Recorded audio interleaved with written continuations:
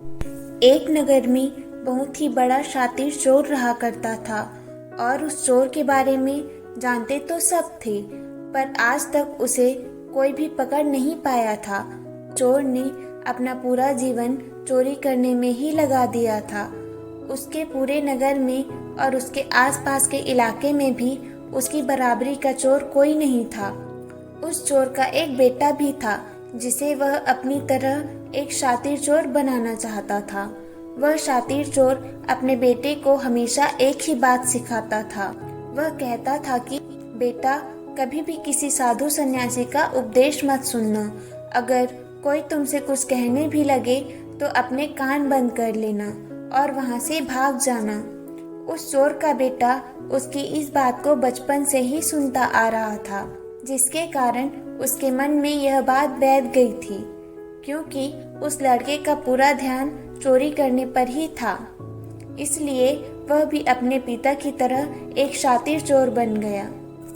हमारा ध्यान जिस भी चीज पर ज्यादा होता है, हम उस चीज में माहिर हो जाते हैं। एक दिन वह चोर सोचता है कि छोटी मोटी चोरियां तो बहुत कर ली, क्यों न आज राजा के महल में ही डाका डालूं।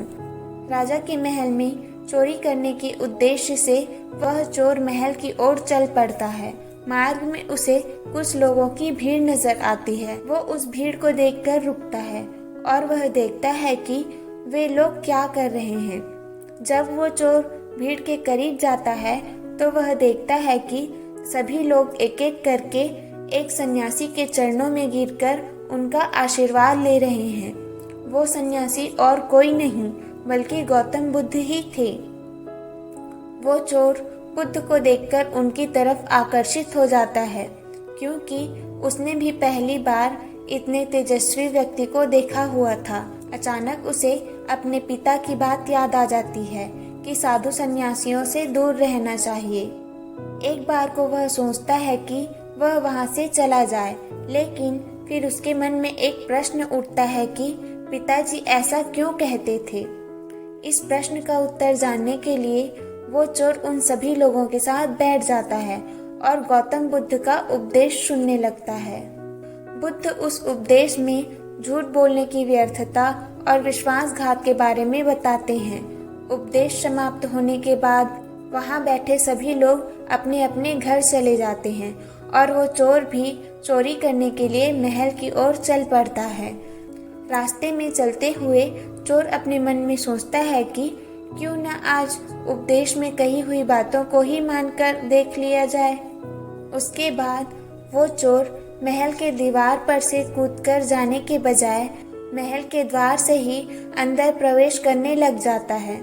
ऐसा करते देख महल का द्वारपाल उसे रोकता है और उससे पूछता है कि कौन हो भाई और कहाँ जा रहे हो। वो चोर द्वारपाल से कहता है कि मैं एक चोर हूँ और अंदर चोरी करने के लिए जा रहा हूँ। उस चोर की बात सुनकर द्वारपाल सोचता है कि महल का कोई नौकर होगा और मुझसे मजाक कर रहा है। वैसे भी कोई चोर अपने आप को कभी चोर नहीं बताता। और वो द्वारपाल उस चोर को महल के अंदर जाने के लिए प्रवेश करने दे देता है। महल में प्रवेश करने के बाद वो चोर उस तिजोरी तक पहुंच जाता है जहां पर खजाना रखा हुआ था। वो चोर उस तिजोरी को तोड़कर बहुत सारा धन अपनी पोटली में भर लेता है और जैसे ही धन लेकर वो चोर वहां से जाने लगता है तो उसे रसोई नजर आती है। महल के सभी लोग सो रहे थे, इसीलिए रसोई में उस समय कोई भी नहीं था और उस चोर को बहुत जोर से भूख लगी हुई थी। इसीलिए वो चोर रसोई में जाता है और पेट भर के खाना खाता है। भोजन करके वो चोर वहां से जाने लगता है। तभी अचानक से उसे बुद्ध की दूसरी बात याद आती है कि जिसका हमने नमक खाया है, हमें कभी भी उसके साथ विश्वासघात नहीं करना चाहिए। वो चोर मन ही मन में सोचता है कि मैंने इन राजमहल वालों का नमक खाया हुआ है और अगर मैं इनके धन की चोरी करके ले जाऊंगा तो यह विश्वासघात होगा। इसलिए वह चोर उस धन को रसोई में ही छोड़कर जाने लग जाता है।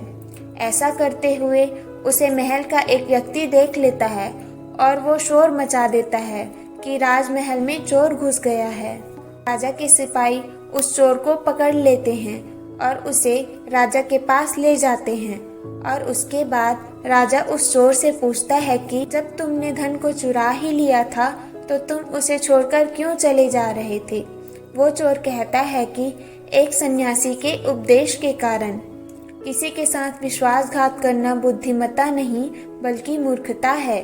जिसके भोजन को खाकर हमें कुछ मिला है उसके साथ हमें कभी भी विश्वासघात नहीं करना चाहिए।